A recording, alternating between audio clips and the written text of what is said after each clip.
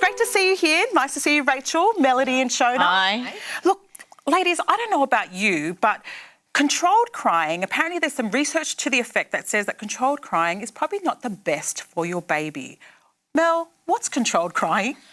Pretty much, you just let the baby cry before they're about to go to sleep. Right. So you leave them in a cot in a safe space. So not where they'll be. Yeah, because back in the day they used to say that it's good to let your baby cry.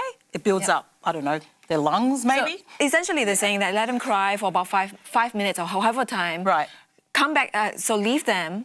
Let them cry for about 5 minutes. Right. If they don't stop crying, go back to them, comfort them, leave them again. And just keep doing that till they go to sleep. So they're saying, so the research is saying that we shouldn't be doing that. What we should be doing is just running to your baby's aid as soon as it cries. Not running to it, but I actually did try the controlled crying thing. It broke my heart. Oh. Like you go back, you go back right after 5 minutes. And it's just like the eyes are.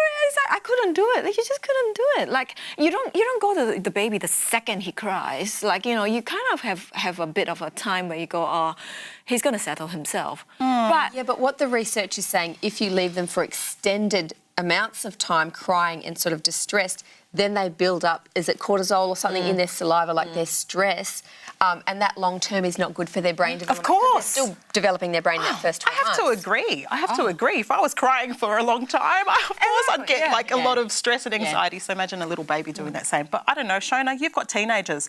What was the advice you were told? Controlled crying.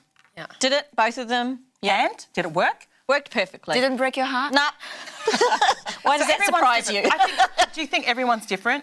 Yeah, I've actually done different methods with each of my kids. So I've sort of adapted. The first one, bless her soul, because she's our guinea pig, I did some sort of controlled crying because I thought, well, it was done in the day. And they encouraged it. Yes, they did. They encouraged it. Yeah. No, but... No, but I tried even and she didn't respond to it and it distressed me and I continued and I'm like, this is not working.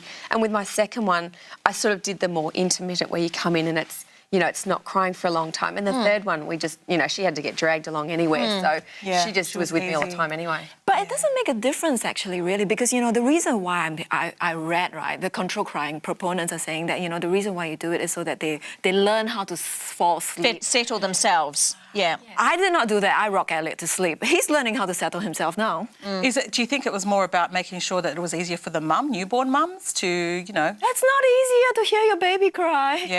Yeah, look. But it's great if they need their sleep. Like if they're getting zero sleep and they have to work or whatever, or they're a single person, they need sleep. And in that first few months, the mums and the baby's needs are one and the same. If baby's upset, mum's upset. Mum's not sleeping, baby's not going to be happy because she's distressed. So there's two people here we've got to work with. Yeah, I think as a mum, we just try our best. I know with the twins, both of their cries, they weren't that bad. So it was easy for me just to let them cry. And worst case scenario, I'd play dog sounds because they were scared of dogs. And they'd go to sleep.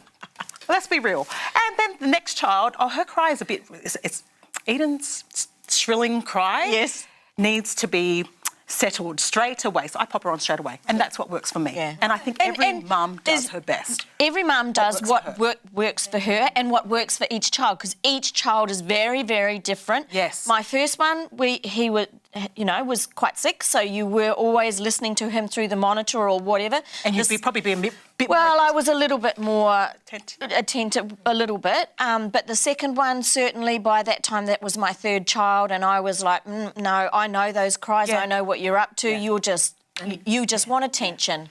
Yeah. Unfortunately, the dog barking didn't work on Eden. I don't know. What works for you? Let us know. Hit us up on Facebook, Instagram, or just check us out on YouTube.